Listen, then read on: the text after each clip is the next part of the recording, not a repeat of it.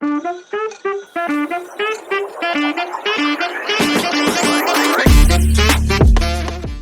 pay you for coaching or mentorship, and if you can teach me.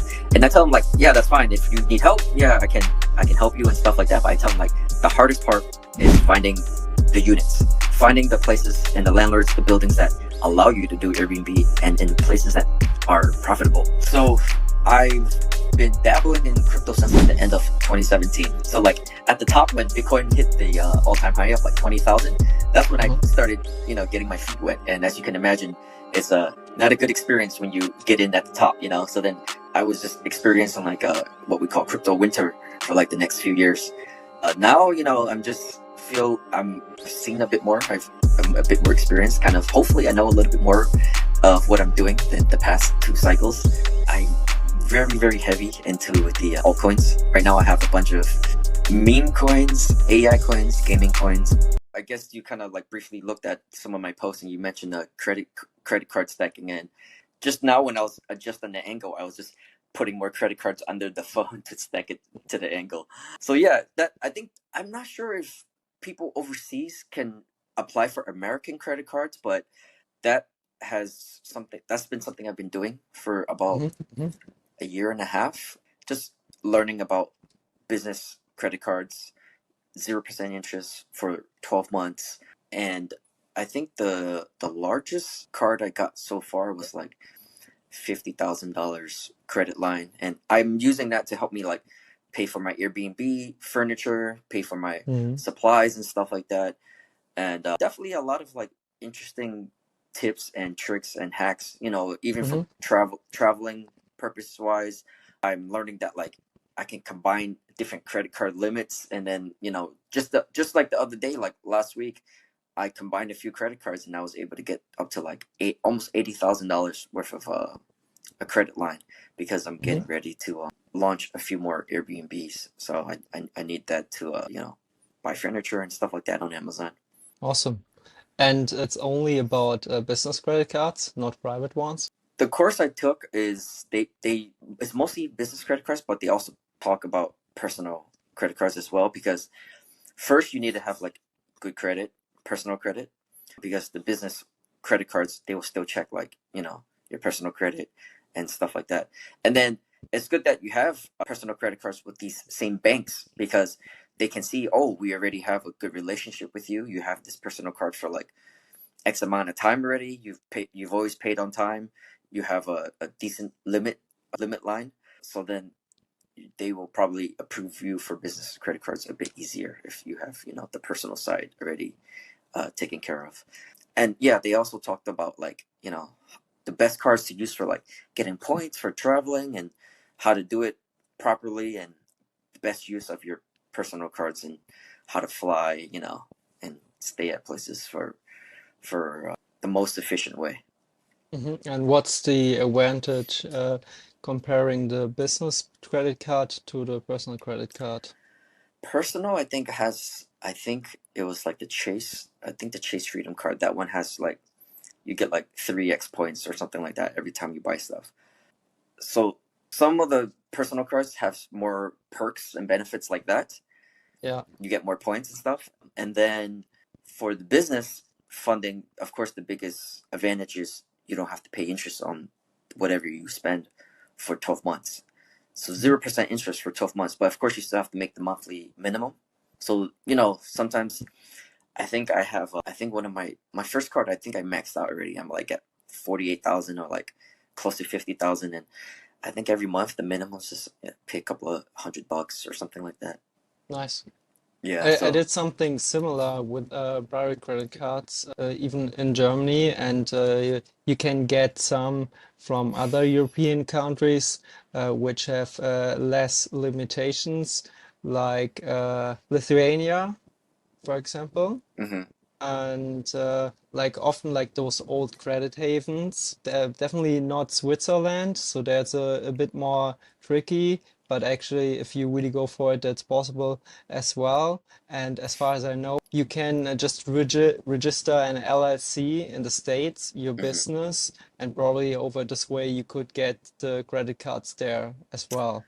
I think so too. I have some friends who are from China, and I think they were able. As long as you have, I think as long as you have a social security number. So I don't know how easy it is for foreigners to get a social security number and apply for credit cards. Actually, maybe it's not that easy. Yeah. Definitely what I did, I took advantage of the situation with maxing out the personal loans. Hmm. And the downside is if you do that here in Germany, like your, I would say your loan point system, the loan point system just will go down over time. This is like just basically comes with just getting multiple credit cards. So in this situation, it's kind of, the system is kind of fucked here, but Mm, still it's just a means to an end to just to get more starting capital for your businesses, and then you can refinance yourself through the businesses you run and through the passive income. And may it be that you just like put some money in safe assets that pay some dividends, and you kind of just like get your own loans this way. So there are definitely creative ways to achieve kind of the same, not kind of the same result, but do yeah, something with yeah, credits. yeah. And but this is like kind of like an exit strategy. So I used because I knew I would never build a business in Germany. I would always live overseas, make use of the minimum taxes I pay there. For example, now if you go into the Middle East, actually south of Russia, there's Georgia. Yeah. And like Georgia is like really interesting because like they're always negotiating about getting into EU, and there you actually have to pay 0% taxes, but you can get credit cards for all kinds of currencies, and you even have an English speaking support, and it costs zero to nothing. But you have to physically apply. It's possible to get it online as well. There are services for that, but they're quite pricey. But if you go there in person, and it's the most amazing short-term trip, actually, because I've been to many countries, and like it's still my number one favorite suggestion. You can just get the accounts and the cards and so on over a couple of business days that you just spend there on vacation, and a lot of nomads are there as well. So this is what when this topic comes up, what I suggest to everyone. Oh, I see. That's interesting. I'm glad that there's other ways to do it as well overseas, because I'm only familiar with in America, like just American society in general. American society is very credit based, so the consumer debt is very high, not on a in a good way neither, right? So Yeah, I know. so we're business people, so I would like to think that we're pretty responsible financially, but for others who kind of are not, maybe you know using credit cards to pay for stuff is not a good idea. Yeah, definitely. That's the complete opposite to Germany, where being independent, self-employed is not supported at all.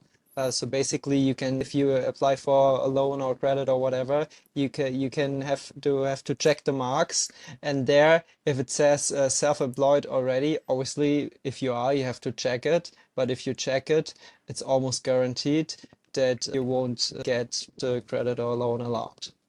Oh, wow, okay, Yeah. interesting. Yeah, but there's like a good American social media account. It's called Nomad Capitalist, and he has clients from all over the place. And he, for example, talks a lot about Georgia as well. He's known as the Georgia guy. And I saw it recently, but I know that for many years already because it's kind of known in the nomad community. So like I just meet all the people that come across the same issues, and the way I saw you travel a lot as well. So it's all about this the flag diversification. Have you heard of the five flag program? That you No. just have different passports, different bank accounts in different countries and different currencies. That you have different locations as home address, Mm. and what else? There are like five, there are five or six, and it's basically all about diversifying your whole portfolio and minimizing risk and having assets all over the place. So it's like kind of if you would compare, like here I have a little bit gold, here I have I have my real estate, Mm. here I have my Bitcoin, and so on. So Oh, it's really that's interesting, but only if you start earning a certain amount. Otherwise, it doesn't really make sense to save the taxes because in a way it's a hustle to just get a startup as well. right, right, right, right. I can A lot of imagine. people do it over Panama in your region. Oh, really? Yeah. Okay. But I think that recently closed and now it's another country. It could be Ecuador, like something in Central America. And this is just really interesting to have another US account where you have to pay zero taxes for. But it's like way more difficult to get it like it would be in Georgia. So you actually have to have a permit there and you have to have a home address. And that usually comes with at least officially living there for over a year. Oh, I see. But the That rules and laws are always changing. right, right, right.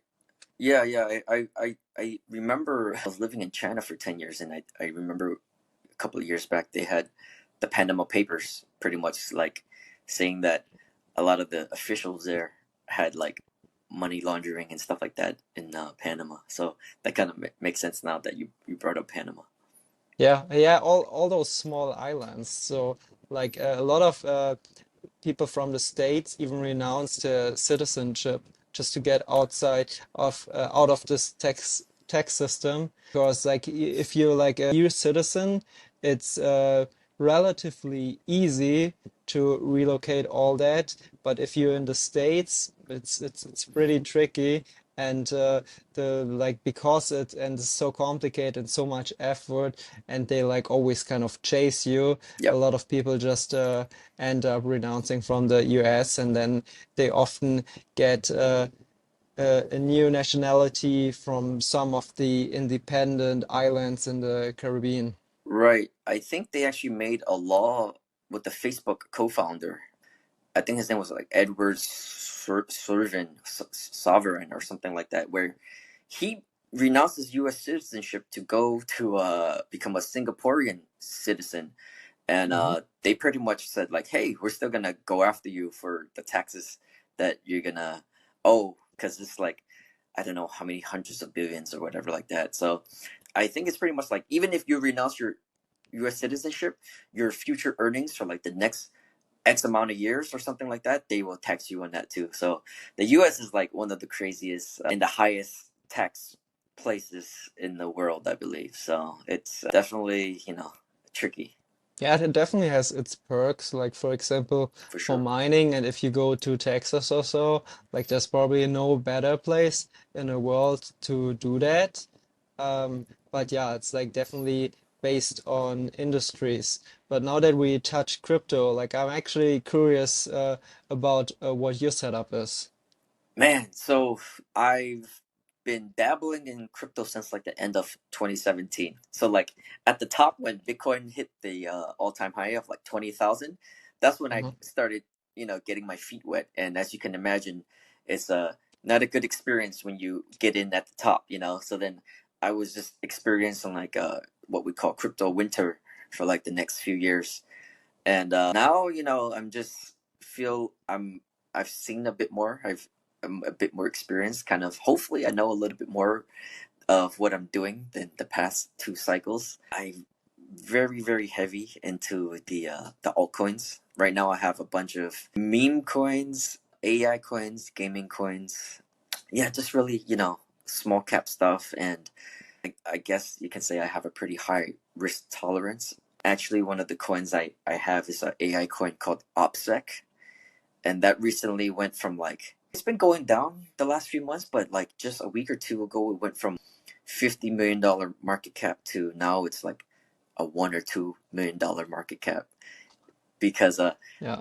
quote unquote they got hacked, and they're gonna do like a relaunch or something like that. But pretty much my investment in that went from like I think I maybe had like $4,000 in there, and now it's like $100. And how do you choose your trades in general? I follow a lot of the influencers on Instagram. I think like you have people like Alex Becker. There's a guy named Crypto John. I'm in a lot of the Telegram groups on Twitter or X. I follow a lot of people. There's a girl named Eunice Trades. There's a guy named Crashius Clay. Those two people I follow a lot, and a lot of the stuff they have talked about. For example, Brett is a meme coin. I know. It's getting bigger and bigger, and I heard about Brett. I think I want to say back in like either March or April. I got in when it was like 300,000 market cap, and now it's at like 1.4 billion. So it's a pretty good like couple of X multiple already. But Mm. I kept putting in more as it was going up, and I'm still think even at 1.4 now, I might wait for it to dip a little bit. I might put more in because just from everything I've been hearing and the logic of it, I think it's gonna go higher. That's Yeah. that's a that's a meme coin on the base chain. So base chain is still fairly new, and I think Coinbase should be pushing it more to a lot of the users. So I believe it's just gonna keep going higher. And yeah, so like some coins you can make a few X in a few months, and then some coins you lose 90% plus. So with the altcoins, at least the smaller ones, that's kind of what I'm prepared for. Mhm. And now it's the perfect time for buying as well. So like kind of like starting like 2 weeks ago optimally. But like then some people were still afraid, okay, will it might go down even more? But like now it's the upswing, and a lot of US investors are coming into the market, so it's kind of like shifting from Chinese to US investors, and now like the upswing is really starting. But yeah, it's definitely a different season. Like back, like in the last season, you could buy every altcoin and it just went up, and now you have to be way more selective in your picks. But now that you're talking about the chains, like if you have like the major coins and the major chains, basically everything that's happening in this chain is going to be controlled by those coins. So I would say they're less risk averse, and you might like the access you make might be a bit lower, but the investment will be more safe. So probably like the way it sounded is that you have your like safe bets put in like maybe 80% or so, and then maybe you take like 20% for gambling or something. Man, it's hard to say. I don't even know what I can consider safe because, like, I thought the AI coin, the OPSEC, was pretty safe, but then like Okay. they got hacked, right? And then like, wow, okay, the 95% of my money in that coin is gone. Yeah. So I do have a handful of safer coins that are like higher market cap. Like I have some Dogecoin, I have some XRP, and those are top 10 in Hmm. the in terms of market cap. So like, I highly doubt I'm gonna lose like 90%, because that's like how many tens of billions that has to disappear overnight, right? I would say maybe I'm more the opposite. 20% is like safe, and 80% maybe is more like gambling. Hmm. If not, Interesting. if not more, Interesting. yeah. Okay, and like how do you justify your strategy? I look at the projects, and I if I see a couple of the people that I follow, and I see a lot of like engagement, like I look at the X, I look at the Twitter, and I'm like, okay, it seems like a lot of people post about it, they talk about it. It's not just like one guy that's pushing it. It's not just like two guys. I see like a handful of people pushing it, and then of course you have like the other online influencers. Like even recently, I saw Sneeko. He's like this streamer, this live streamer. Hmm. He has a lot of followers, and I heard him talking about Brett, right? And Hmm. then I see Brett's doing advertisements and commercials during the football games. So I'm like, wow, like these guys are actually trying to promote it globally. I Hmm. think one of the Ronaldinho, or I forgot. No, it wasn't Ronaldinho. I forgot. It was one of the big football players. He even was talking about, oh, how All right. Brett is in their country, in Brazil, I Yeah. think, talking about it. All right. So I'm like, like Brett, I feel pretty comfortable with, just because they're doing a great job marketing. They Once they start putting it onto rockets, then it's maybe the best time to get out. Oh, really? Otherwise, it's gonna be another FTX.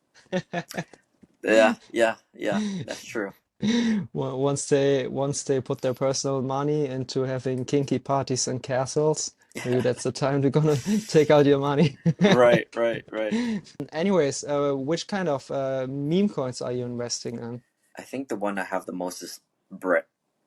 Mm-hmm. Brett, I have some Doge. I think I'm probably gonna buy some more Doge, just because I feel Doge is pretty safe. Like I said, it's a top 10, and that's like the original, the OG meme coin that like Mm-hmm. all the regular folks know about, right? Even guys that don't even really understand crypto or do crypto or invest in crypto, everyone knows Doge. So I think once kind of like all the regular folks get back into it, I think Doge can hit. I think it could hit $1. So I have Bread, I have Doge, I have on the Solana chain. I have a coin called Peng, PENG. It's Mm-hmm. penguin coin. The most recent one I got is called the PayPay. PayPal? Yeah, sure. But those are like the kind of like bigger ones. I would say they are No, less no. risk averse. So you're thinking about Pepe, the green one. I'm talking about Right. Don't even Pay. start. I'm talking about the PayPay. He's the Chinese version of Pepe. Oh man. You have you heard Did, of this one? no, I haven't heard of this one. Have you heard of the Trump ones? The Trump ones. Mm-hmm. Yeah, I got some back in like March. Got Perfect. I got a little bit. Perfect. Me and my partner, we threw some money into it. My business partner, and it's super Trump. So we see like after he survived the assassination attempt, it went to like very high. Yeah, So like, and even up till then, was like I didn't watch the chart, but it was probably rising nicely. yeah, and I think Trump coins and political election coins, they will probably do well right before the election. Maybe even after the election, it depends, right? Usually people like Yeah. they buy the rumor and sell the news. So like even if he wins afterwards, I think it might the people will probably start selling. So But with stuff like this, it's like so easy to make money, you know? If you have the capital, if you have the cash flow, if you can get the credits, and if you're like relatively risk averse and you put some money in there and you can make a nice like 5 to 10x or so, relatively risk free. yeah, I mean it really depends on I mean I guess we could talk about people's risk tolerance, but even if they don't have money, if they put in $10, $20, $100, right? If that 10x is still a lot to you relatively, right? I don't know. I don't know if we can really say anything is risk free in crypto. There's there's risk, and then we can kind of minimize the risk, right, a bit. But yeah, But like definitely we are more risk averse as entrepreneurs in general, yeah. and also because I know you and we have multiple income streams. So your biggest income stream, as far as I know, is Airbnbs. Tell me, what is your Airbnb setup? So right now I have 20 Airbnbs. I'm actually gonna fly out. Today is Sunday. I'm flying out on Thursday to uh to Utah. I'm gonna be setting up a few more Airbnbs. So by the end of the month, I should have like around 25 Airbnbs. I run them all remotely I'm based in New York City. I'm in New York City right now. I'm in Queens. Yeah, so I run them all remotely from New York City. I have cleaning teams. I have, local people that, they help me. I have right now I have three virtual assistants. Two of them, two of them they're based in the Philippines, and then one girl I hired, I think she's based in Brazil or Argentina, but she moves around a lot. She's kind of like a nomad. She's I Mhm. think right now currently in Spain. Nice. Yeah, my employees are from all over the place as well. So I've like mostly from the Philippines, but also South Africa and the Netherlands Oh wow. and Vietnam. Okay. Where do you normally hire all these people from? Like the best thing I found out is over personal suggestions because yeah, they're way more reliant, and I want people to get into the company that actually care, and that if they have a friend inviting them and the friend is going to tell them about the company and they tell them what's going to be expected of them, they're only going to join if they think they can fulfill what's required. Mm-hmm. And if you hire someone online, and they don't know about the structure and the spirit of the company. So those experiences I had, that I often hired people, and then after some time I had to let them go. So actually, most of the people I hire, I have to let them go again. Oh wow. But the people that stay with me, like they're really good. They're really awesome, and we care about each other. So like the business relationship kind of turns into a friendship, Mm. and we grow with each other above the business. So then we talk about other topics as well. And for example, I recently gave one of my assistants a task to actually do the airdrops for me. Have you heard probably about the crypto airdrops, the airdrop farming? You're farming. Okay, yeah. Yeah. So I told her to do it for me, and then like once she did it for me, she can just basically do it for herself. So I pay her for a time to get to know about it, and then she already knows about it or has done the process already once for me, paid for all her time, and then she can just do it for herself, and then and then she can forward it to other people in our team as well. Oh wow. Yeah, that's So, pretty much free money for them.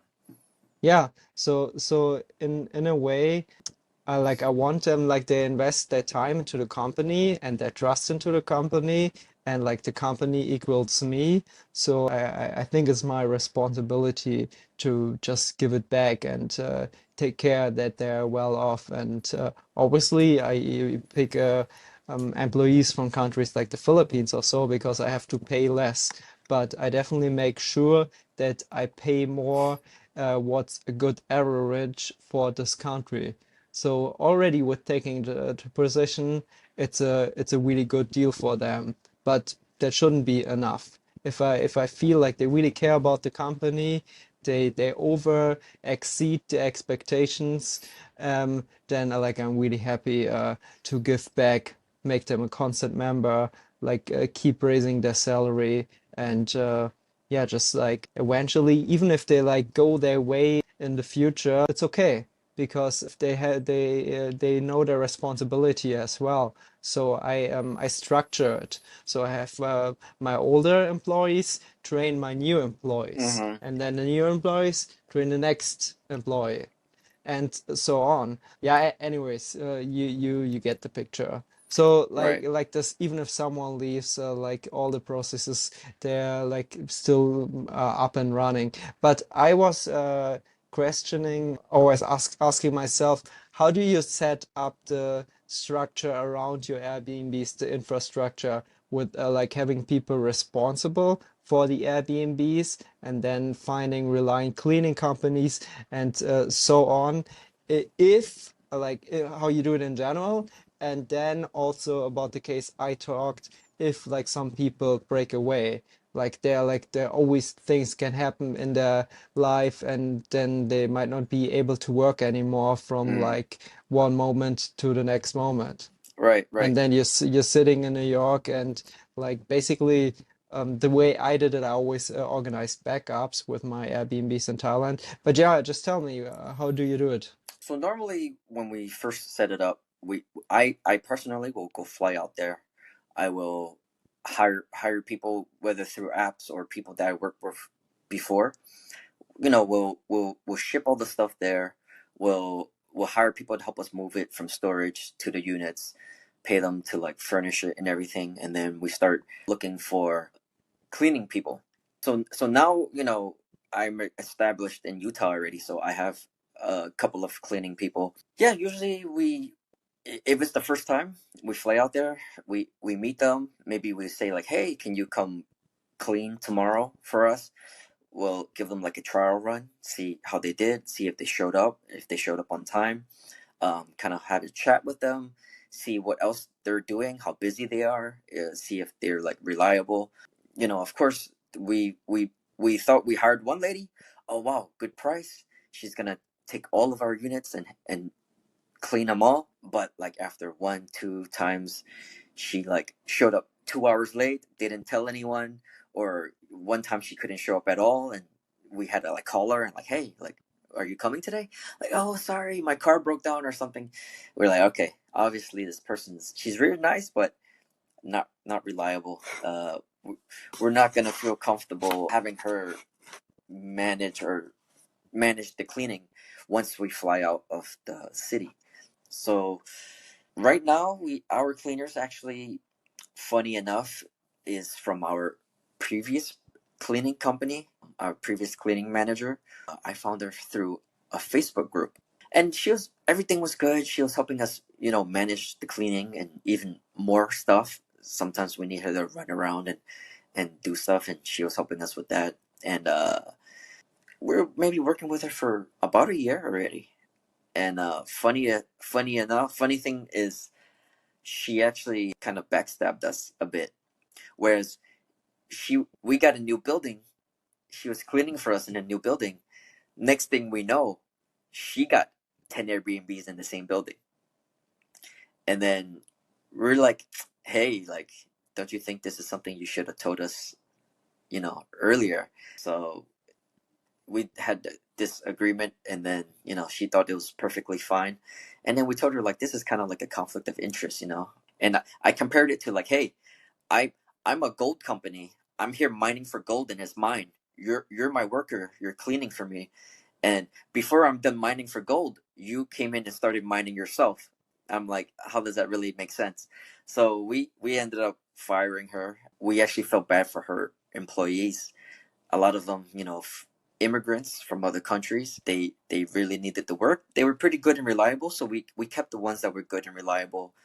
Yeah, they introduced other friends and other cleaners to us. For the cleaning wise, that's how we have it set up. We let them know like, hey, if you're not feeling well, if you're sick or whatever, please let us know.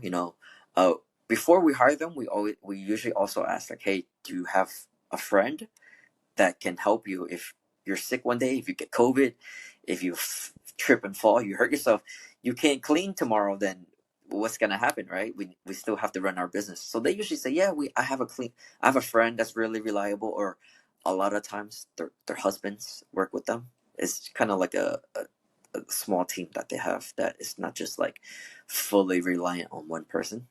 For the VAs, it's kind of similar. Right now, I grew to three VAs, and already they talk amongst themselves. I told you the one VA I hired from Brazil. She's kind of like a nomad. She's traveling around. So the days that she's flying or she has a change in schedule, she talks to the other VAs like, "Hey, can you like switch days with me?" and something like that. And then they kind of just let me know to confirm it's okay. And I'm like, "Yeah, it's fine as long as someone's working those shifts. Please talk amongst yourselves. Just let me know, and everything is good. It's pretty much they're I don't want to say self sufficient, but they're working it out amongst themselves already. So that's Mhm. very good. And luckily so far, none of my VAs have left yet. One of my VAs from the beginning has just always talked about more money, and she's talking to other companies, interviewing for other companies that pay like double or more. And then I'm like, I appreciate the transparency, but we just started, so if you can get a job that pays you that much, please, it only makes sense for you to accept the job if you get it. But of course, she's like, oh, it's the first process, the first step of the interview.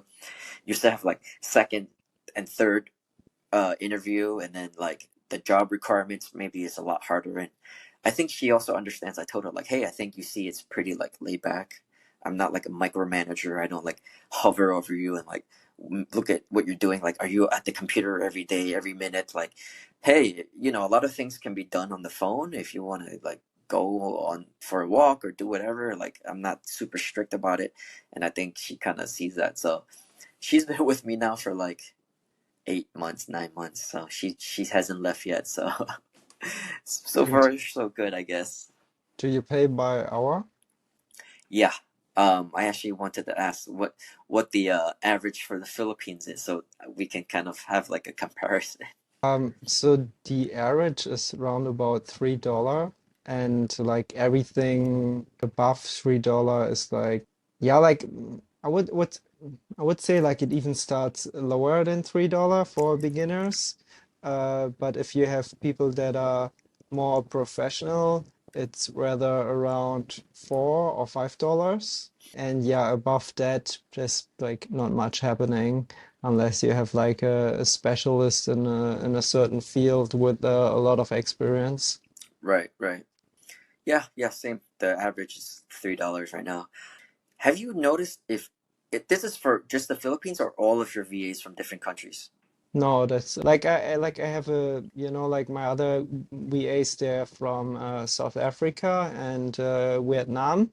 So there it's kind of similar, but the task they are do like I have them as working in sales. Yeah, Generally, working in sales, you get paid more, and it's way more exhausting as well. You have to keep talking to people all day, you have to strategize and so on.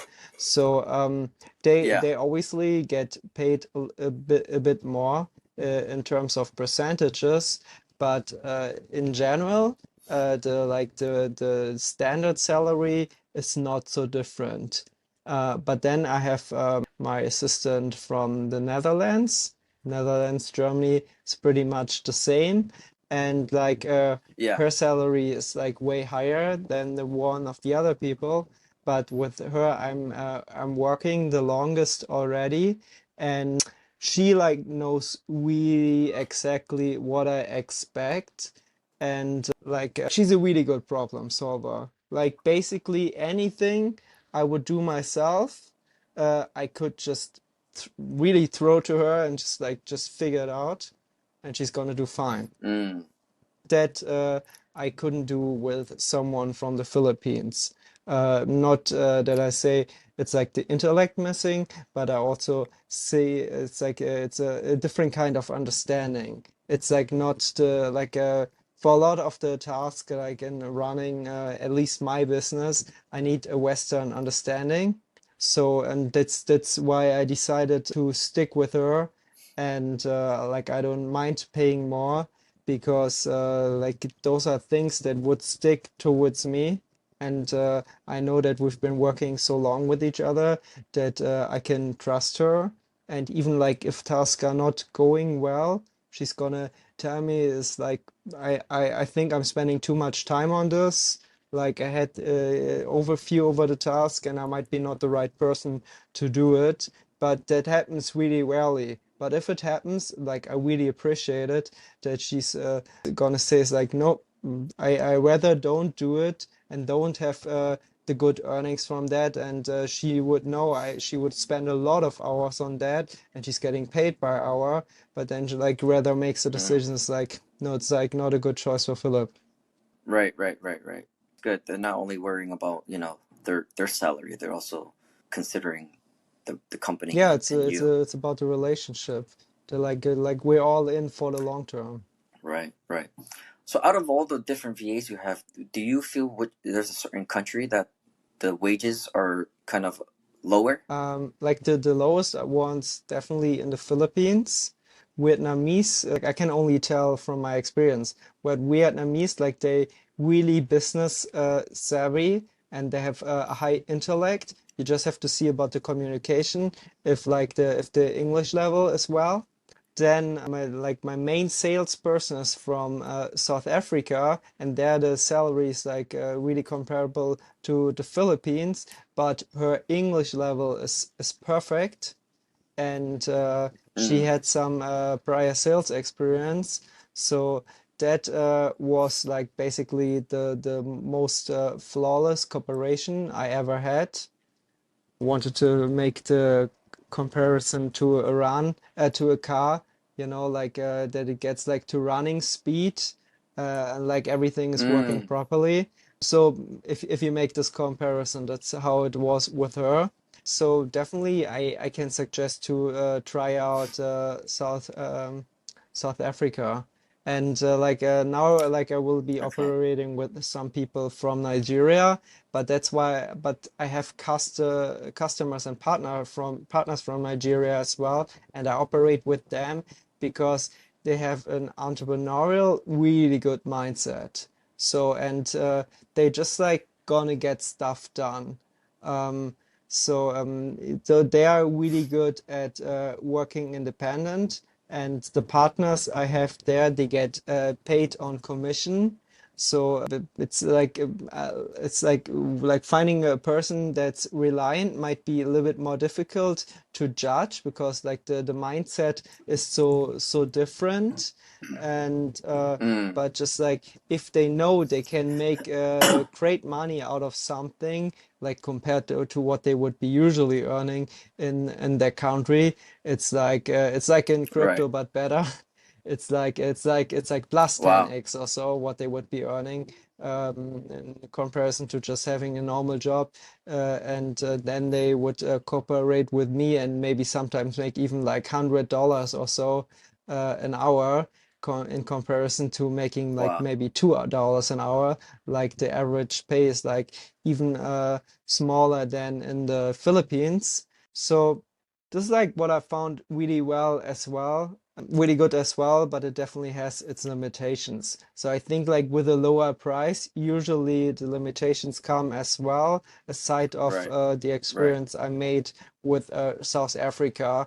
So like most nomads talk about having employees from the Philippines or virtual assistants, but those are like in general people, they only have like one or two people that are working for them, and it's like tasks that are really repetitive and that you can easily source out, and it's not like a bigger company structure.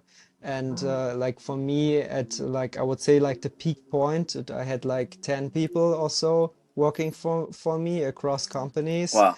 And like I actually prefer it's if it's less in general, if they can just like whether make it a full-time job and then the results get better as well.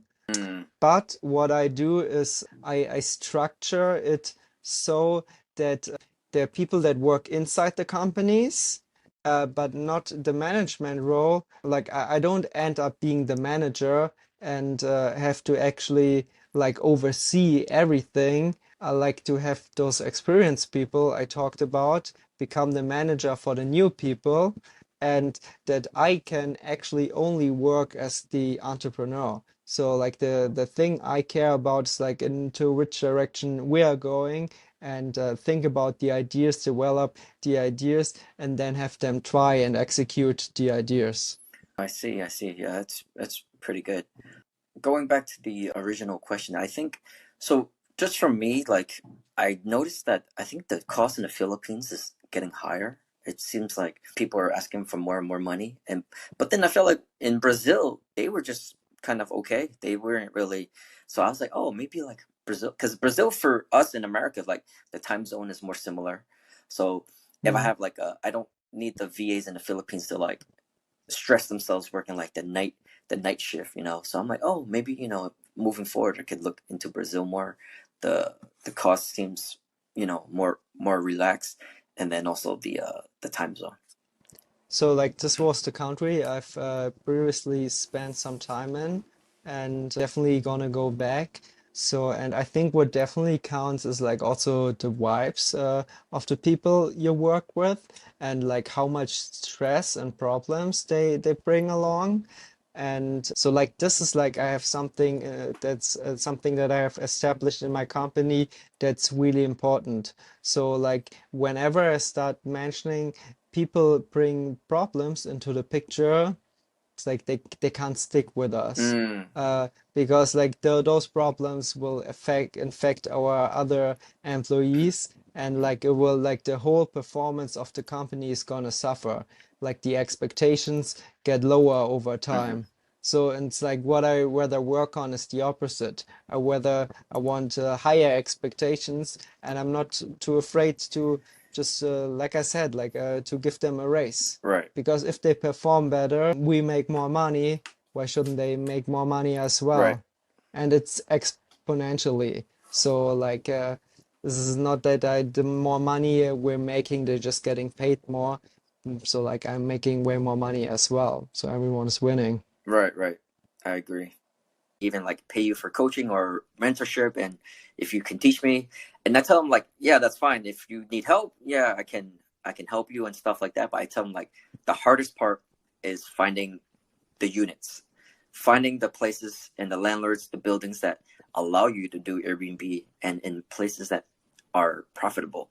So that's also the hardest part for me as well, because I'm currently trying to expand, and we can find a lot of individual properties like houses, private landlords.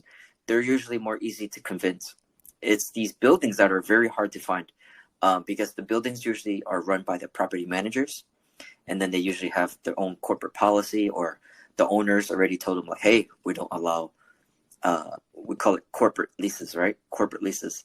We don't allow corporate leases or Airbnbs. So usually the property manager will say no, or they will have to ask the owner, and then the owner, even if the owner says yes, sometimes maybe the bank, the lender will say no or something like that. So for us, we do a lot of outreach. You just have to go on either Zillow, apartments.com. You can go on even Google, right? You just have to. Right now, I have my team doing outreach. They're calling and emailing, messaging all day to all these different buildings. And yeah, even now they're still struggling to find new units. I've been very lucky. I have we call each other, we're business partners, but we're kind of just like friends going through the journey together at the same time. We started at the same time. I've been very lucky to have him, where he's been able to fund a lot of units, and he's usually brings me along. And how does he find the units? Same thing. I don't know if he just maybe has more luck sometimes. It's kind of really like finding that golden nugget, right? You're finding like the needle in the haystack. And we like to say it's like 1%. If you call like 100 buildings, maybe one will say yes. Maybe even less. I want to say even less than 100. So it's like less than 1%. And yeah, he has his team doing outreach as well. And I'm learning that doing outreach once, even if this building says no, you should follow up again in the next month. Because what I found was, I talked to a building, they said, oh yeah, maybe the owner will consider it. You want to come in and do a tour. So I went and did the tour. They said, oh, we talked to ownership again. They don't want to do it. They don't want to allow Airbnb. Then 3 months later, my partner calls me. He says, hey, I saw that someone got some units in this building. Didn't we tour this building before? I was like, what the hell? Like, how did that happen? So we called them, and apparently a new management company or new ownership came. So sometimes with these buildings, property managers change every few months. I know one of the buildings that the first buildings we're in, we're there for like almost 2 years. They probably changed 3 or 4 property management companies already. So even if the building says no, or owner says no, keep calling every 1 or 2 months, follow up. The follow-up is very important. Management changes, ownership changes, and then next thing you know, they allow it, right? So really interesting term out of sales, and even in dating, is buying temperature. So this is something you can't influence necessarily, because like all is about the setup. Like you can control the setup to a degree. You can position yourself proper with your actions, and then with your action, it's like you have to reach out again, and then when you reach out again, the buying temperature might be high, and this is how you get the close. This is how I get most of my partnerships with Airbnb ambassadors or superhosts as well. Most of the time, it's not over the first reach out. Right. I used to be a real estate agent, and I think they said I want to say you need to have contact or follow up with this person at least 12 times or something like that before they will end up buying. So definitely not the first time. You're not gonna get the sale or close the deal. So it's not like the South Park episode. The more you arch your back, the better your pictures, the more deals you're gonna get.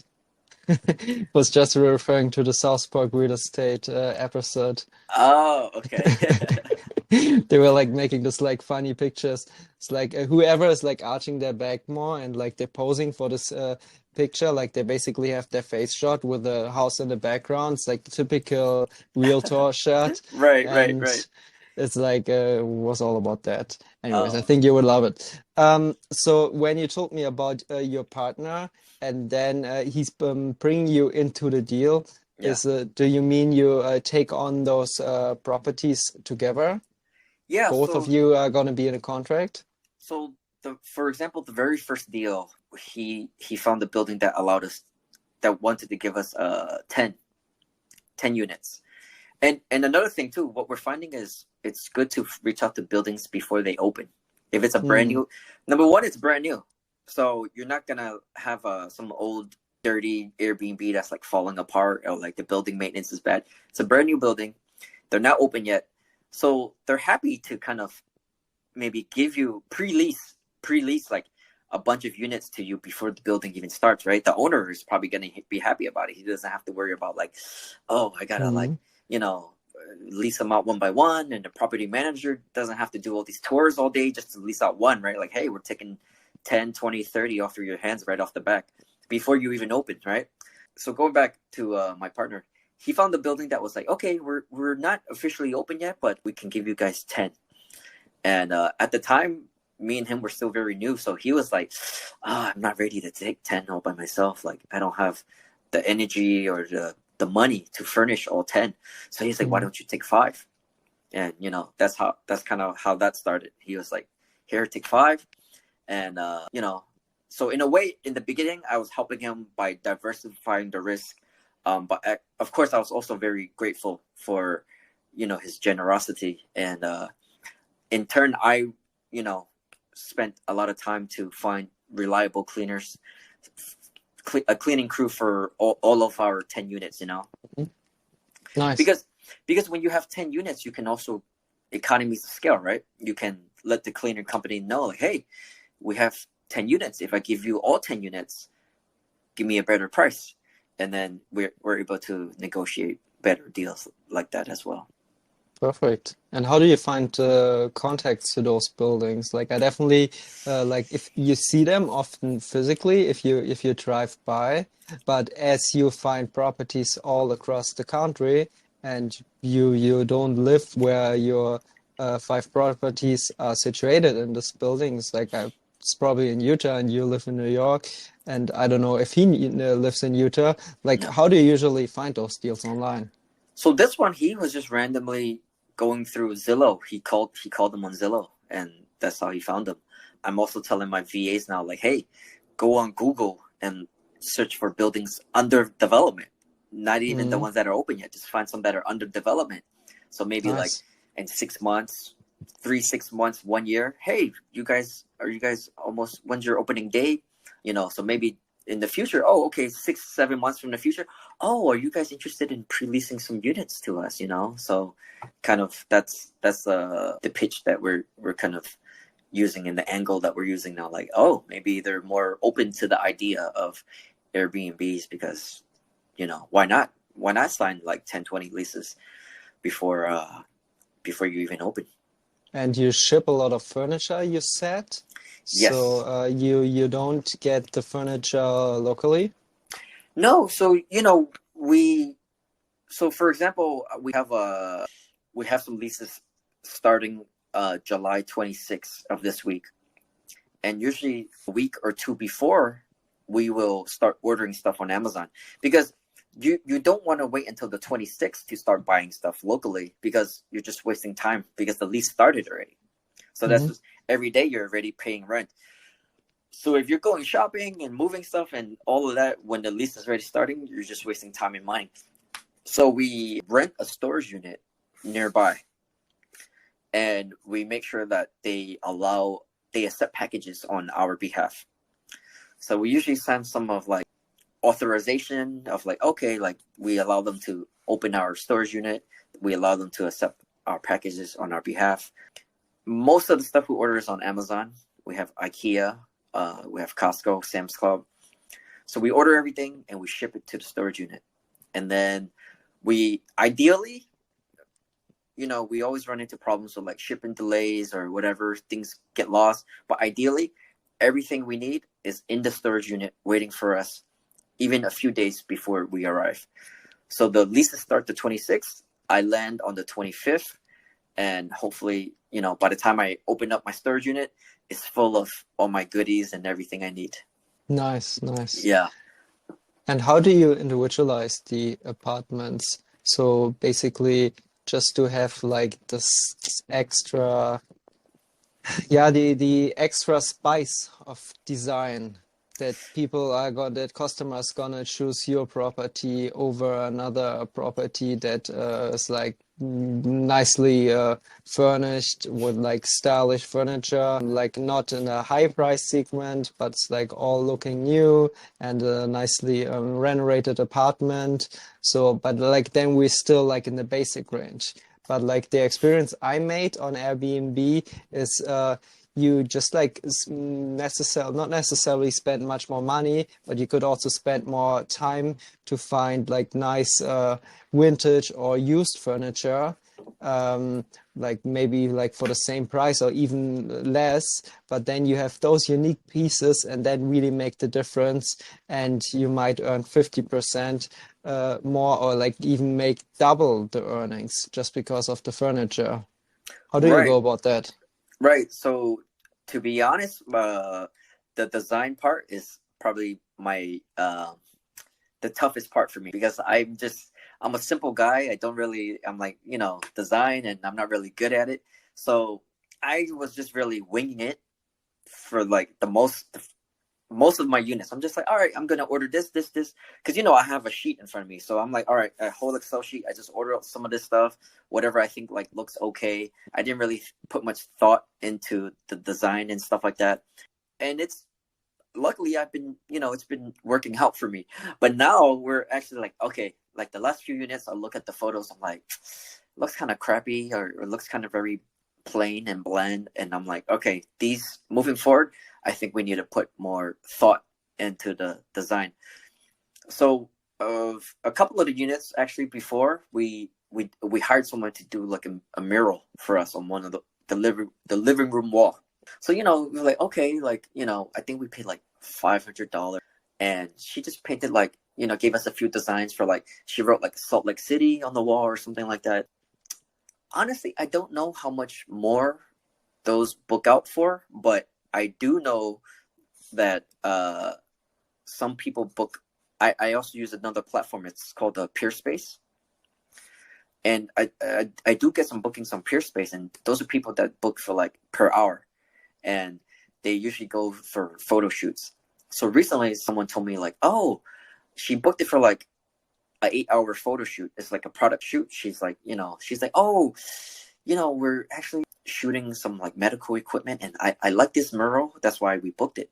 So it wasn't until then that I realized like, oh, okay, so people actually kind of like this mural, and they're booking it for that reason, for their photo shoots. But in terms of on Airbnb and the Airbnb bookings, I don't know if that really made a difference.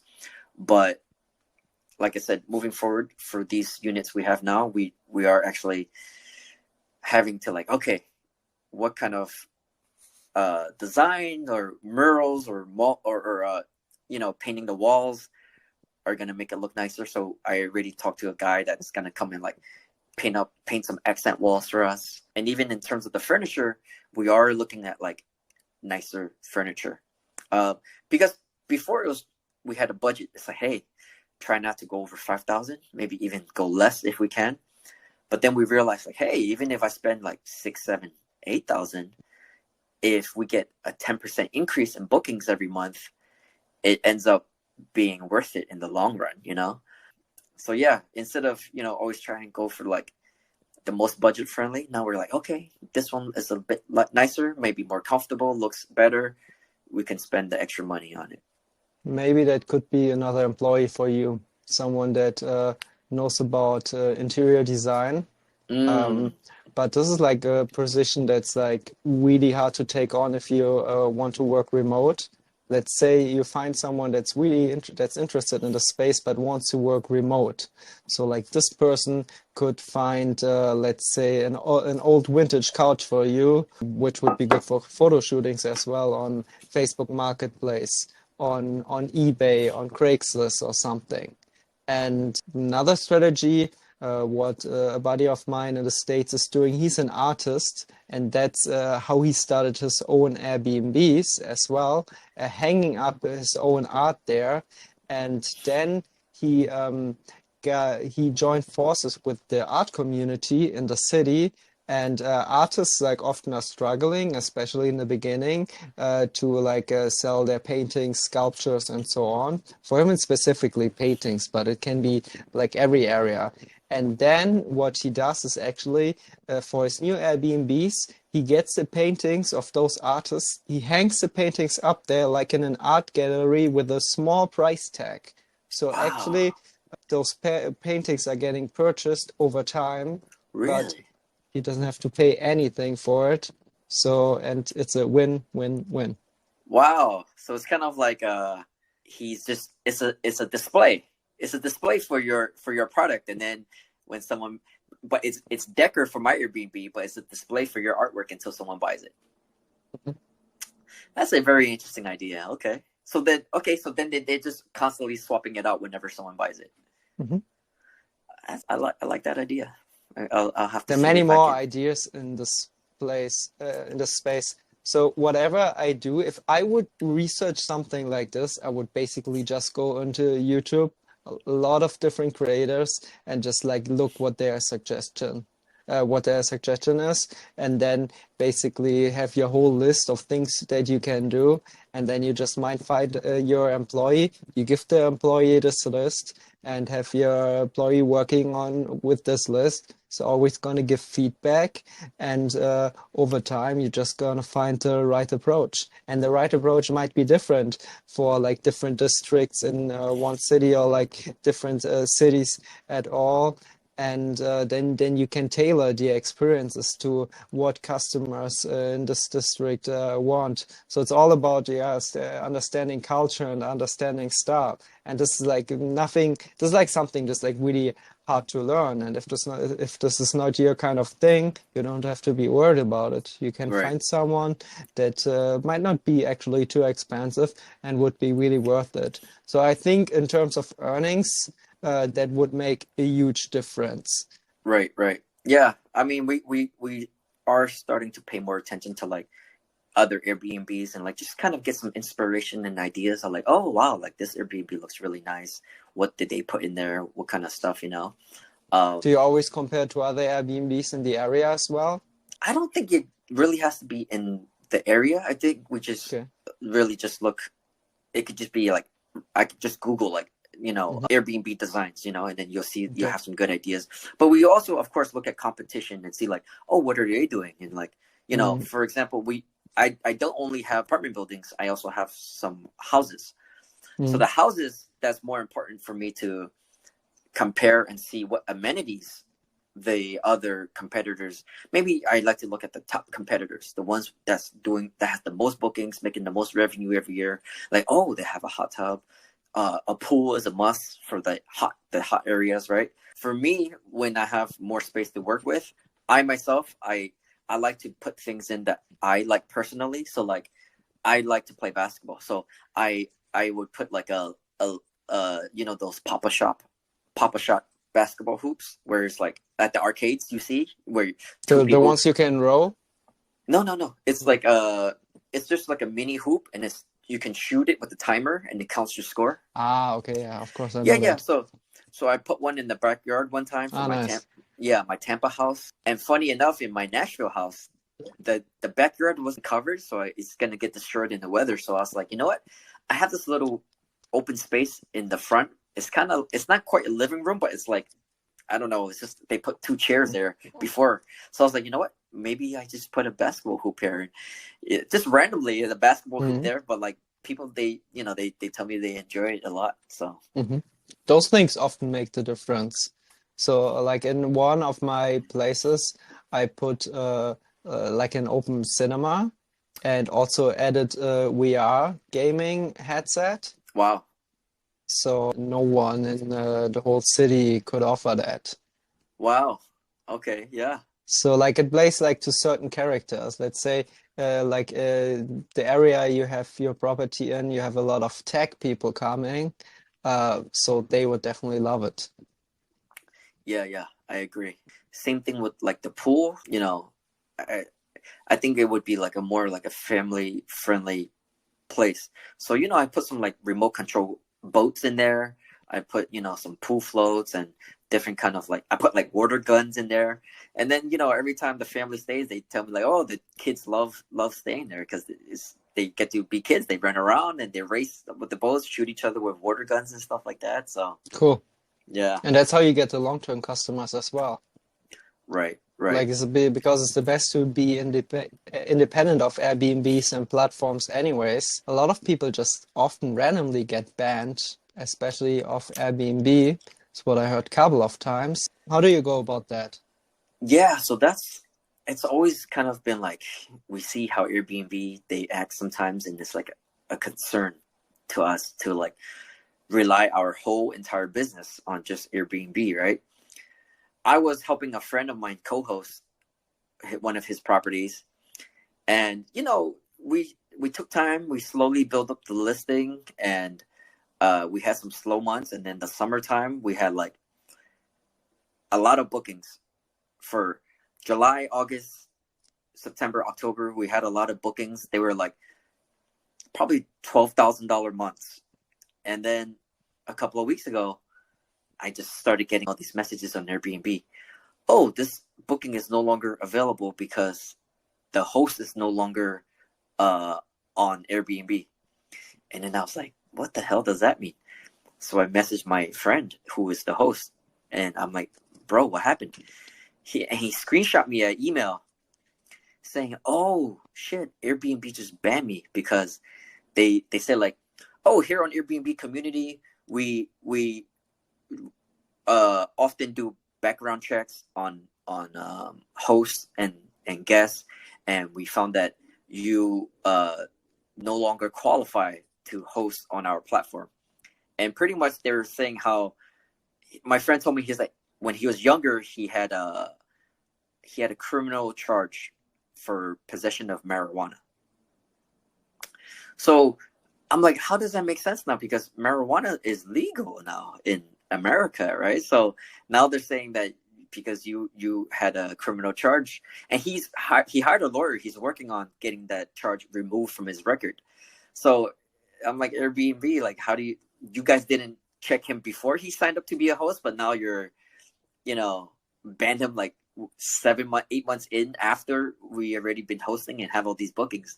So Airbnb kind of a lot of times doesn't make sense. So we, of course, what do you do to like, what's your solution for that? It's like we use other platforms as well. We try not to only rely on Airbnb. So we started using more VRBO as well, even though I was not a big fan of their interface. VRBO, I know they have booking.com, which I use for some time, and then I stopped using it just because it was so difficult. It wasn't worth the headache. We keep all the information of all our guests that book. So we have an Excel sheet. We keep all their information, their phone number, their emails. We have signs on our fridge. We have the magnets that say, you know, if you enjoyed your stay, if you plan to come back, or if you want to extend your stay, here's our number, here's our contact. Feel free to reach out to us. So I have a handful of guests that message me like, hey, Chewy, I stay with you, so-and-so. I plan to come back, you know, next week. Do you have anything available? So we do direct bookings as well. And, you know, it's a win-win for everyone, except for Airbnb, of course, but it's a win-win for the guest and the host. We make more money and the guest saves more money. Yeah, I think that's what it's all about. It doesn't matter what your vehicle is to just build a community. Like if you do it over a website, if you do it over social media, and like even like it seems like you don't even do it over those platforms, and that you just do it via personal connection. And I mean that worked back in the day. So like why make it more complicated if it can be easy, even if you have like a bigger scale business like you do? Yeah, for sure. But of course, you really have to be careful who you let stay with you without Because staying of the insurance. Right. You have to make sure this person's not gonna like destroy your place. This person's not gonna steal things. I mean, there's not much to steal in the Airbnb. I think the most expensive thing is probably the television or the mattress, right? So usually, like, we make sure they have good reviews on Airbnb or they stayed with us previously. And even then, so maybe you want to take a security deposit, you know? So with the 1 bedroom apartments, I'm not too worried about, but with the house I have, it's like a 5 bedroom house. So it's, you know, I usually take like $1,000 deposit, you know, and I let them know like, hey, as long as you guys don't break anything, you follow all the house rules, it's a 100% refundable deposit. Because we also have rules as well, like make sure they don't throw parties and stuff like that. And there's fines that we have to issue for breaking house rules. And have you ever thought about an individual contract? We also issue contracts. So we actually had a group of teenagers that wanted to have like after prom party, and we're like, hey, we don't allow parties, but if you're willing to sign a contract, have an adult, have one of your parents sign a contract and vouch for you, and give us a security deposit and pay a higher rate, then we can do it. So they ended up paying us like something crazy. It was like $1,500 per night. So it was something that we couldn't refuse, right? So we signed a contract with one of the fathers. He gave me his ID, and they also sent a security deposit. So everything went smoothly. You know, the kids were very respectful. They didn't do any drugs or alcohol because they're underage. The place was left very clean. They didn't damage or throw any crazy parties. So yeah, so we kept their contact. We sent back that security deposit, and it was a successful booking. Nice. Yeah, even though, you know, we consider those like high risk bookings, you know. Yeah, it's totally worth it. Yeah. And actually, going back to your other question of like how we find these places. So with the houses I said that are easier to find, I have a house in Nashville. I actually hired someone to, we call them finders. So in a lot of the Facebook groups, if you just look in like Facebook Airbnb, you type in Airbnb arbitrage or Airbnb, a lot of these groups, you'll see people advertising their service or like posting like, oh, I have a house in like Phoenix, you know, how many bedrooms and how much the rent is, all the details. So you can hire these people. They're usually from like Africa or like Nigeria. I think the girl I hired was like Nigerian, and I hired her to do a specific custom search for me. I told her, hey, I want to find a house in Nashville. And after a couple of months, she found this house for me, and it was totally worth it to hire her. Amazing. Yeah. Yeah, that's what I said. Like they bring the entrepreneurial spirit. So they have like to find the individuals which bring the intellect and the professionality as well, but they get shit done. Yeah, for sure. And do you own properties as well? I own 2 long-term rentals in Georgia, and yeah, just those 2 properties that I rent out to regular tenants on a long-term basis. Okay. My goal is to start buying Airbnb properties. But what do you mean with you own a long-term? You own the long-term rent explain it to me. So I bought these 2 houses. Yeah. And I rent them out to people on a year to year. Okay. Yeah. Now I understand. Okay. Yeah. In Like America, I was kind of confused. Okay, sorry. Because I asked if you own any, and then you said you have like the long-term contract there. You own the contract. I was like, this is like it kind of doesn't make sense. Okay, so you own those properties, but you rent them long-term. Yeah. All right. And why did you choose those properties, and when they like interesting for Airbnb? Because you have like the long-term attendees there, or just tell me your thought about it. So when I started like 2 years ago, I was starting to learn about real estate, and I was trying to like learn how to either buy properties, become a landlord, maybe do like fix and flip. And then I ended up more conventional strategy when you started out. Right, exactly. Yeah. And then the first property I bought was a duplex. It had 2 sides, so 2 units.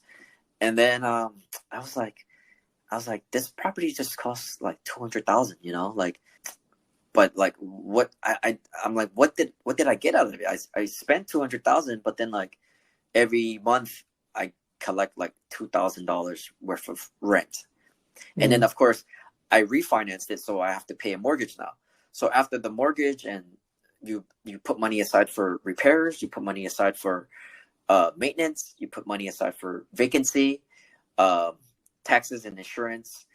After you put all the money aside, it's like how much do I really cash flow into my pocket every month? Like a couple of $100. I spent 200,000 just to cash flow a couple of $100 every month. I'm like, that doesn't really make sense to me. It doesn't really affect my life or do anything for me. Of course, when you buy property, it's the long-term picture, right? The long-term picture is like, okay, I pay off all the mortgage in say 20, 30 years, and then the rent is like, say 3,000. Then that whole 3,000 goes into my pocket. So that's like the long-term goal. But I'm like, but today it doesn't really make sense for me. So then I heard about like Airbnb arbitrage, and then I bought a course, and then, I started getting into it. And then I'm like, wow, imagine if I took that 200,000 and got like 20, 30, 40 Airbnbs, and then they each cash flow, say $1,000 a month. I'm like, okay, now that would be very life changing, and, be interesting to me that I can make, 20, 30,000 or whatever, $1,000 per 1-bedroom unit. I'm like, that makes a lot more sense than me buying these long-term properties that kind of don't really cash flow that well. Hmm. Yeah, so that was the thinking behind that. So I kind of like changed my strategy, and like, okay, let me focus on Airbnb arbitrage. This way I can scale more, because a lot of my friends ask me like, oh, why don't you buy? And I'm like, maybe I could buy one or two, but then like I can't really scale anymore. Or I can take that money and just scale up a lot faster and bigger, and then start to take that cash flow and start buying one or two here and there. So yeah, that was the mindset. But now, of course, funny enough, one of my Airbnb guests, I met him in person, and then we actually had lunch, and he is interested in the business as well. And he was like, hey, why don't you like start a fund, like a PE fund or something like that, because that's what kind of his company does. So then it kind of made me think bigger, and I'm like, oh wow, okay, instead of me thinking about buying one or two units every year or two, why not think about buying a whole building? So now Mm. me and my partner are kind of thinking like, hey, is this realistic? Like, maybe we can try to raise money and buy a whole building. And then like that's very life changing. If you could buy a whole building with like 50 to 100 units, and then you own it. Because we realize that we're also very tired sometimes dealing with the property managers and the leasing office, because like you have to make sure you have a good relationship with them. You make sure, kind of like kissing ass, right? You have to like, anytime there's problems, we're like kind of worried, like, oh, someone stole stuff from the building, someone threw a party, someone smoking marijuana. Like, we always get complaints from the office, and then we're like, okay, imagine if we just bought the whole building, then we don't have to like worry as much anymore. That's like the I think that's the goal for the next few years, to try to buy a building. Do you already know how you would go about the funding? I have some friends. So I lived in China for 10 years.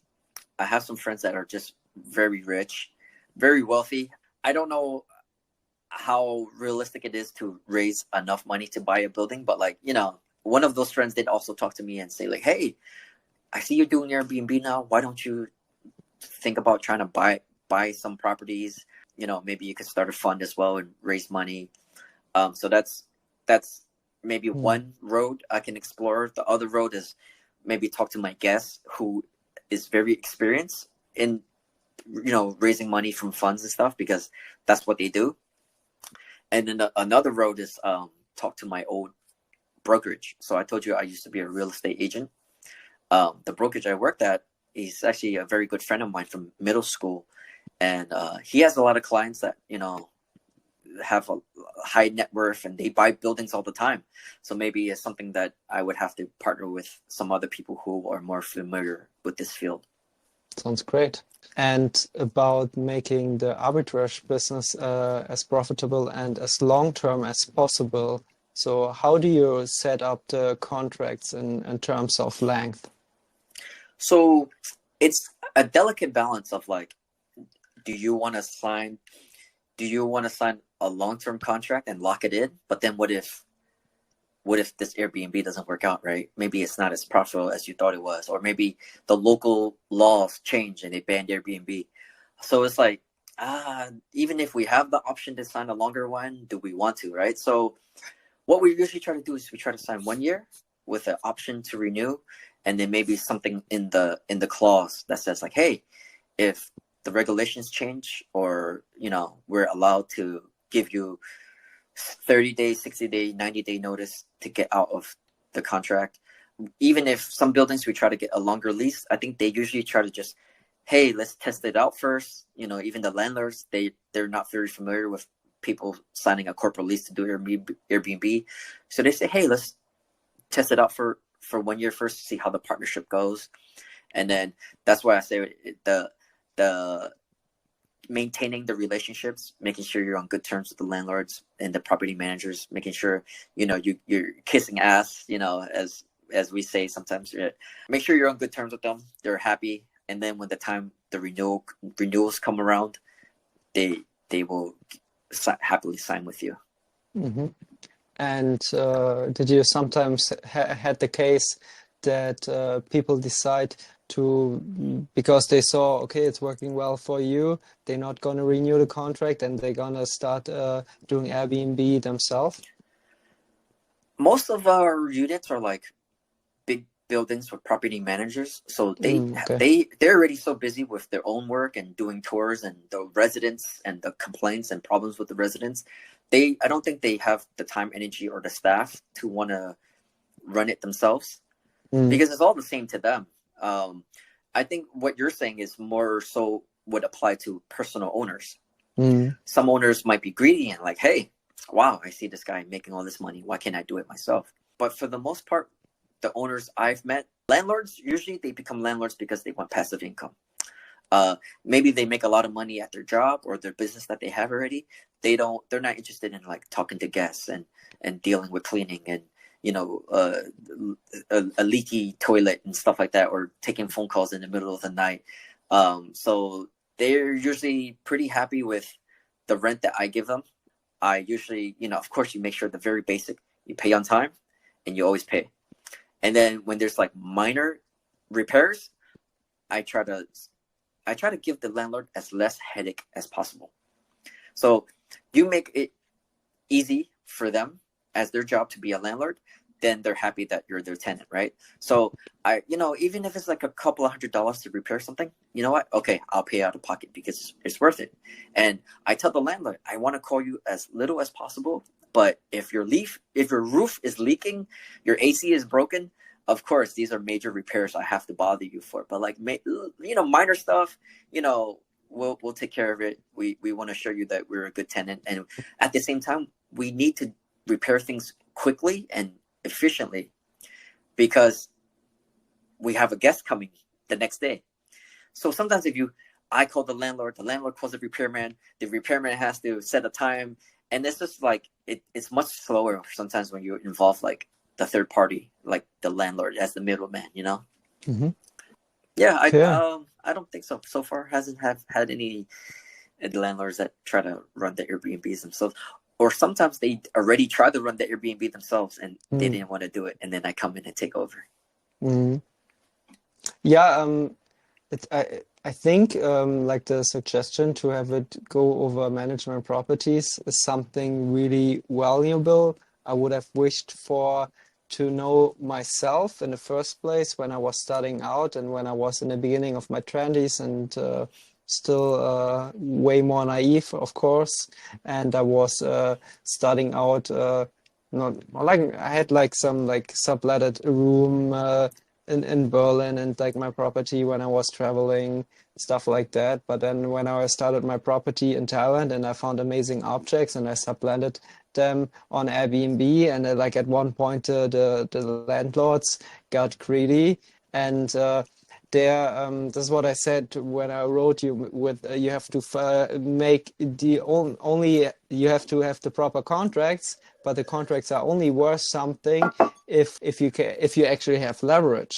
Mm. So you have to do it in countries where you as a foreigner have the leverage, or you have to do it in locations that are not corrupt. So and like this was Thailand and on an island in Thailand, so two minus.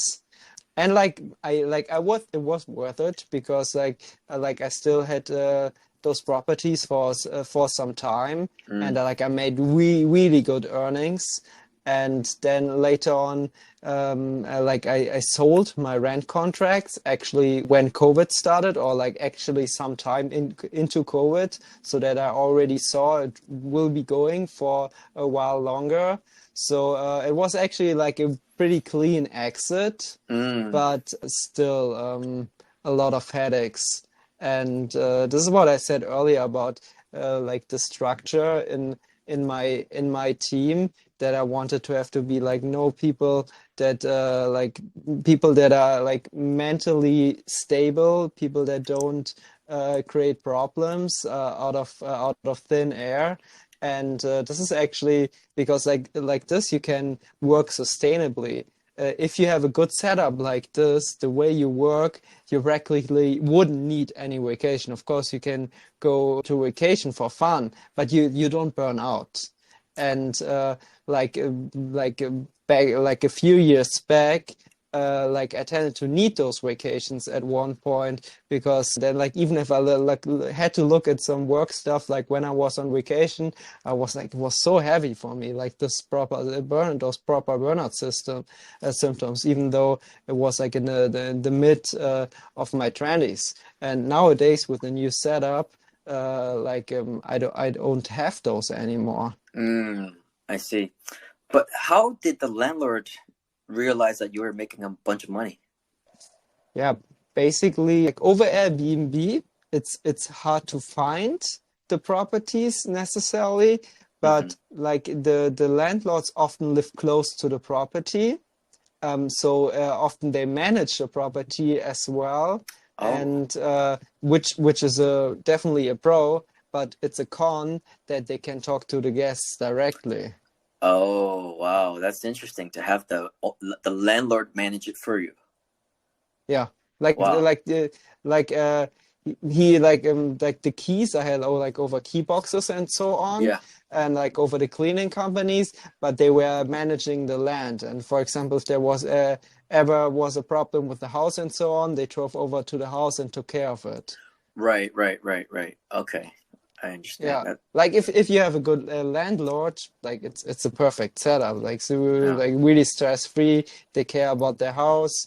Like you renovate the house for them nicely, and you like it's like all insured, and they don't have long term tenants which might have kids, and it might be wooden floors, and like the wooden floors will get destroyed over like. I don't know, like water falling onto the floor, or like kids playing on the floor, or whatever, like stuff dropping. Yeah. And you tell them like, yeah, you have this like long-term tenants. They only stay for the night. Like here's a separated area for the suitcases and so Right. on. So I always had those arguments. And if you have a good like landlord, even with the setup, it's amazing. But this is like something you can't know prior. So Right. and personally, like I wouldn't take those risks anymore if I know it can potentially strain me mentally a lot if I would be in a different part of the world, and I wouldn't have the landlord as accessible as I would want to. But that maybe not necessarily might be the cause for not doing it. It's more so what I said in the beginning. Do it in places where you have fixed regulations, and like the contract you have actually means something. And if the landlord acts against the contract, then there is going to be huge consequences for them. Then are going to be huge consequences for them, because like this is like the whole different setup of Airbnb as a nomad.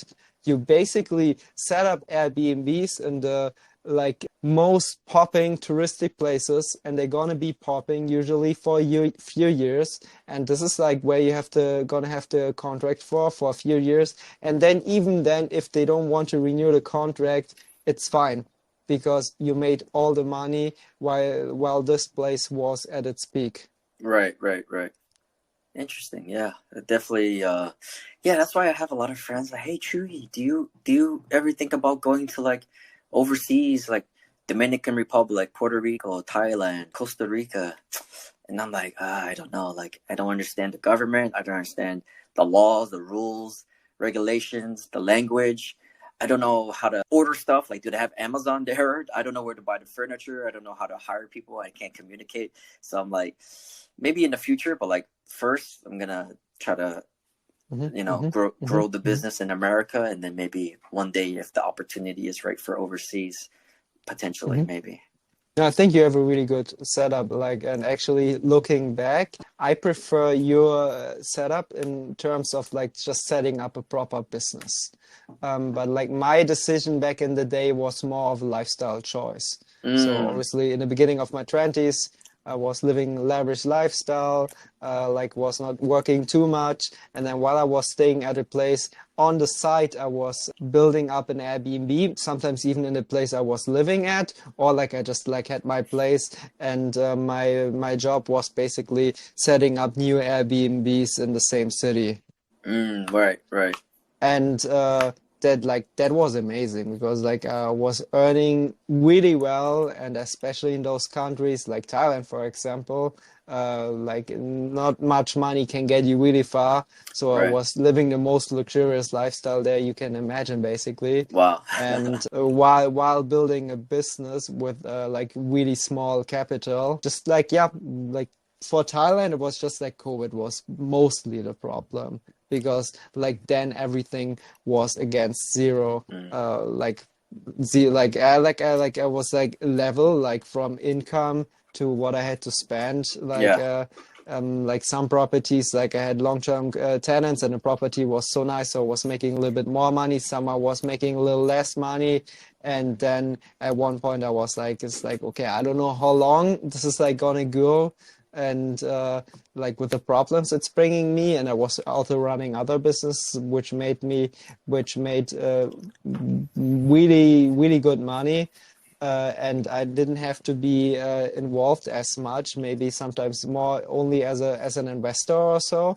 And there like I have this business which paid really well, but at the moment now it's not paying anything, but it's bringing me most of the problems, and it could potentially pay really well in a few years or so. But then I said like, okay, it was actually not too hard to like set up this. Like I did do it on the side, and now like I have way more knowledge and how to set like things up in a big way and like scale them and do it with more structure. And that's why I decided to like just like cut it loose, and then like whether build properties in stable markets.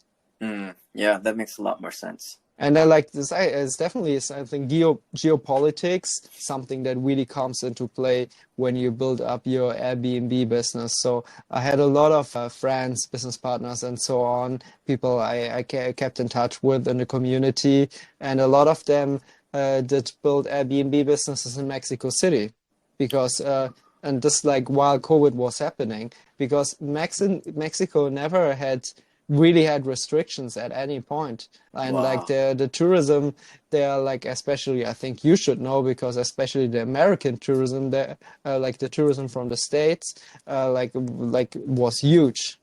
Right.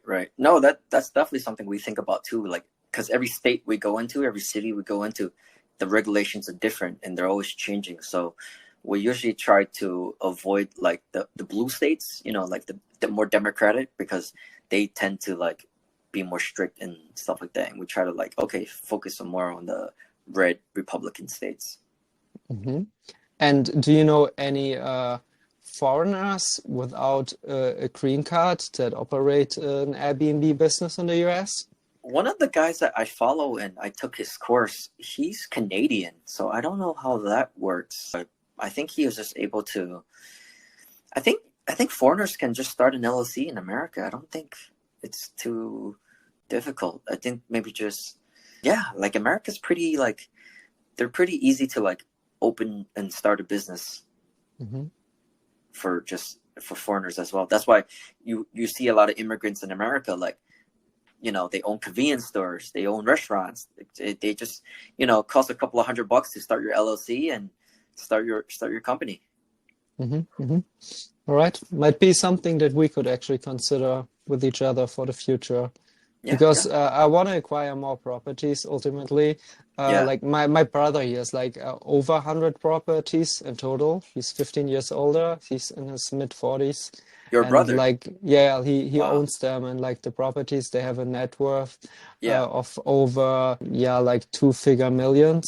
So Wow. like he's really well off, and he's not working much anymore. Did build it all up by himself, Mm. like over credits like from the government, and like bank loans and so on. But he was employed, so he started working in IT, and this was back in the day when when working in IT was like the thing to do. It was like the gold mines, was like when like the internet was really coming up.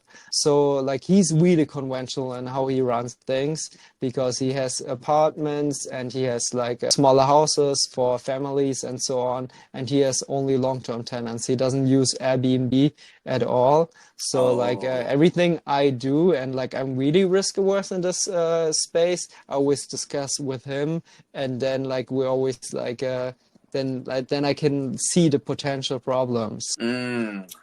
Oh, interesting. I thought he was doing Airbnb as well, so his is just all long-term tenants. Hmm. Yeah, and like now he's like not acquiring more properties. He's basically just trading blue chips, and like is making his 8 to 12% yearly, and that's more than enough. Yeah. Wow. That's amazing. Is your main business your Airbnb as well? Because it sounds It's like you have quite a like lot it's of like yeah, employees. it's a it's if you like, my marketing business is Airbnb as well, with what I do with the referrals and the coaching, Yeah. like the cooperation we had. So like this, you could say Airbnb is my main business, but the properties are not my main business anymore. Most of my properties I had in Thailand. And after that, I didn't build up more Airbnb properties, because like I was just really focused on growing my business. And I had like a business as I guess you would say stakeholder or investor in Mexico. So actually like a scooter and motorcycle rental, and Wow. wholesome restaurant, cafe, like with like vegan options and stuff like that.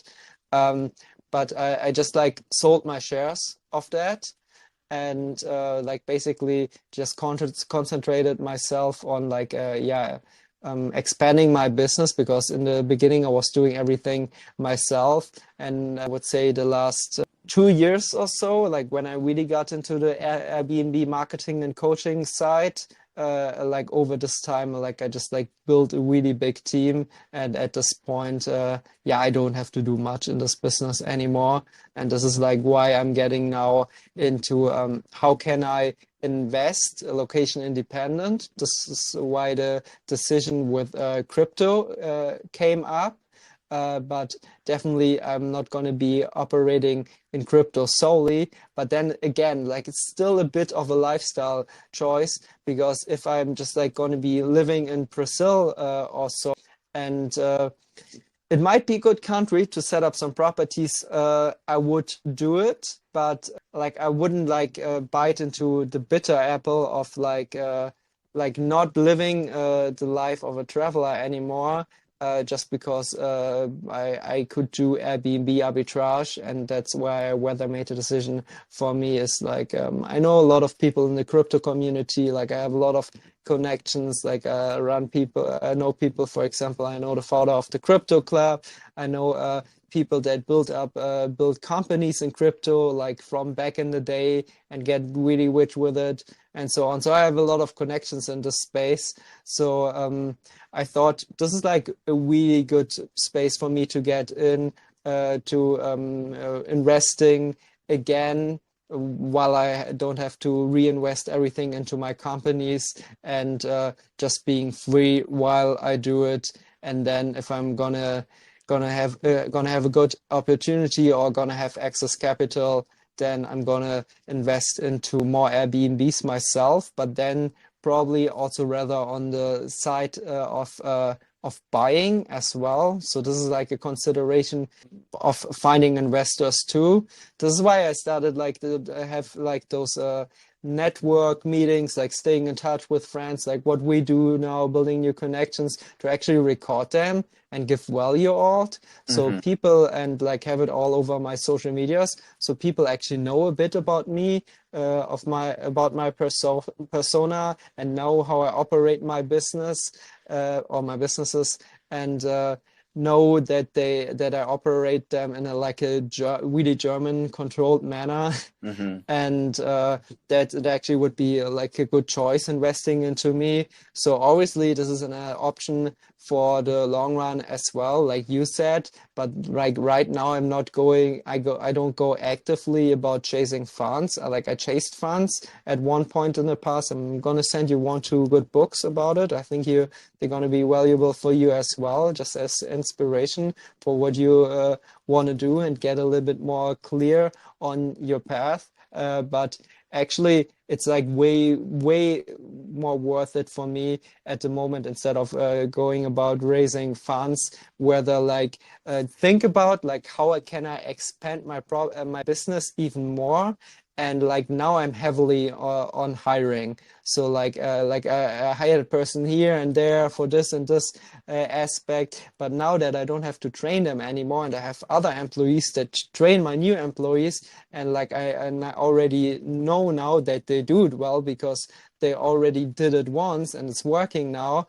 I'm all about just finding more and more qualified employees. So and like I said, I don't work in my business, so the more people I hire in my business, the more money I'm just going to be making, but I'm not going to be putting in more time. So the more money I'm going to be making is like the more money I can invest. And this is like why I'm now getting into the crypto space and like really learning about it, like forming this deep connections, talking to people which started a few years ago, and they made a fortune in those few years, and like learning from their experiences, and just like really sit down and like go the hard way and like get into a new industry and really learn about it. But essentially that will help me in other aspects as well, because right now I'm learning a lot about technical analyzation of charts. Even if like the crypto market is gonna suck, and I can argue even you could argue even if the crypto market sucks, you could make money with shorting. But let's say like it might be still for some time, and you know, like it's just like a bad time of the cycle. You know, crypto moves in seasons as well, every 4 years. Right. Then you could just use your knowledge for investing into the stock market, and which, for example, my brother is doing to make all his money. And yeah, like just basically have like those different options, and I can always choose depending on like how the economics go and so on, like because if you think about geopolitics, like what happened now with COVID, you know, like people argued about it a lot, if like how far that was planned and like how further things are gonna go. But if you stay flexible in the ways you make money, and if you just like don't like just bet on one thing, and like I had to learn that practically over my Airbnb business in the past, you're always going to be fine. And like the team you build, necessarily you could take with you for any other business. And this is like also why I'm so concerned about my team growing with me. But I would like, now I said like this is the reason, but I would say the reason more so is it actually gives me a lot of happiness. So when I had those businesses operating in Mexico, and I just had to invest money, and I had someone else running it, and I was living off the earnings, then I actually got into non-profit work. and actually working in environmentalism and so on as well. And I thought this is gonna become my path. But then I decided I can like give like value to others, like and the community and so on, over like the businesses I grow, while I on the side learn more about those industries I want to operate in and want to make an impact, so I can just like not only be like a small worker bee or something that just like cleans up an animal shelter, and like nothing bad against it, like I've done it back in the day, but like you're not like really making an impact. But then like if you have like good capital, you have proper connections, you really understand the space and you understand geopolitics, and like you're in a psychological sense and like in a business and sales sense, you're really savvy and you know how to work with people. And like some people might argue like manipulation, but then you might say it's like gin manipulation, so manipulation like in a good way, that everyone just gets the best thing out of it, like I said, like with the few examples I talked about earlier, like win-win or like win-win-win, then everything is fine. So you just like get your will, and you get to make those changes. And this is like ultimately the path I'm on. And yeah, like was I think also the decision about just like growing up, and like now gonna turn 30 soon, and basically made a decision for me. I want to build something that gives me the most happiness, and I also want to build wealth. That's pretty interesting, because a lot of times you just hear people say they just wanna make money. They don't really factor in the happiness part into that. Yeah, I think that comes like from the years I lived in like spiritual countries, and like had my experiences with psychedelics and with people that got out of society and like already made their money, like early crypto investors or something. And also like living a long time in Thailand, which is a Buddhistic country, and yeah, things like this. And also like living already like I wanted to, like making good money for not doing so much work, and then actually doing whatever I wanted to, like a really hedonistic lifestyle, and then realizing after all that the hedonistic lifestyle isn't making you happy, like kind of like the story of Dan Bilzerian, funnily enough. Yeah. His book is actually quite interesting. It's like it's really really inspiring, and like like he had to learn it in a really stubborn way. Yeah. But like I was always like curious, and like like always wanted to see what's behind those things for myself.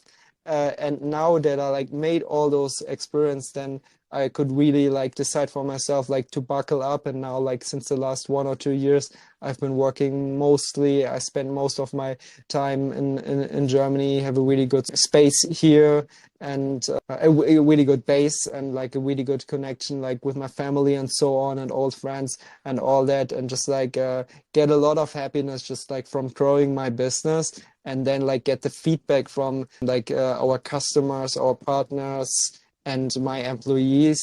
And yeah, just like see that I'm really making an impact on the world like this already, while I'm building my wealth. And then like over the time, like once like I am like fully taken care of, I can like focus my efforts more and more on fully philanthropic projects. And like over the time, I'm like also going to build way better connections to people that want to make a change with you, together and have a similar mindset. And those are people you meet over this lifestyle. Right. Yeah, I agree.